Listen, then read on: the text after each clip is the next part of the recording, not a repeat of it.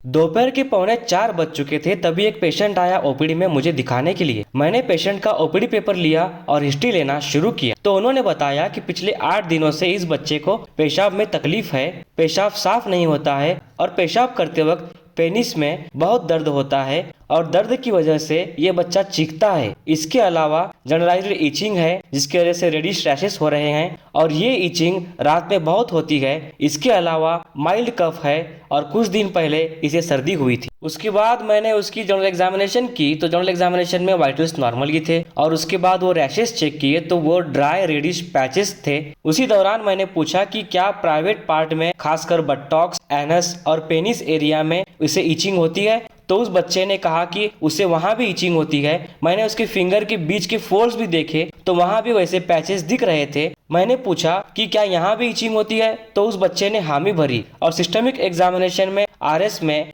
Allergic rhinitis था, lungs clear थे, CVS में हार्ट साउंड्स नॉर्मल ही थे और पर एब्डोमेन एग्जामिनेशन में एब्डोमेन सॉफ्ट था। उसके बाद मैंने रिलेटिव्स से पूछा कि क्या यह मिट्टी में खेल कूद करता है, तो उन्होंने बताया कि ये अक्सर झाड़ियों और मिट्टी में भाग दौड़ करता रहता है। तो सारी हिस्ट्री और एग्जामिनेशन के बाद मेरा डिफरेंशियल डायग्नोसिस था कि ये यूटीआई या स्केबीज का इन्फेक्शन हो सकता है। आगे उन्होंने हिस्ट्री में बताया कि कभी कभी इस बच्चे के स्टूल में कीड़े दिखते हैं। अब तो मुझे यह कंफर्म हो गया कि ये जो कुछ भी हो रहा है वो स्केबीज के इन्फेक्शन की वजह से ही है। उसके बाद मैंने रिलेटिव्स को एक्सप्लेन किया ये सारी तकलीफ एक पैरासाइट के इन्फेक्शन स्केबीज की वजह से है और इसमें इसी तरह जेनिटल्स एरिया में इचिंग होती है और ये नाइट में एक्टिव होते हैं और ये पैरासाइट अपने एग्स को फिंगर जॉइंट्स जेनिटल एरिया में स्प्रेड करते हैं, इसीलिए इस बच्चे को प्राइवेट पार्ट में इचिंग होती है और रात में ज्यादा तकलीफ होती है। लेकिन वो कहने लगे कि चाहे तो और कुछ ब्लड टेस्ट या सोनोग्राफी करवाएं ताकि देख सकें कि कुछ और तो नहीं है। तो उनकी डिमांड पर मैंने उन्हें यूएसजी एब्डोमेन पेल्विस, सीबीसी और यूरिन टेस्ट करने को कहा। कुछ देर बाद वो यूएसजी करके लौटे तो यूएसजी में सिस्टाइटिस था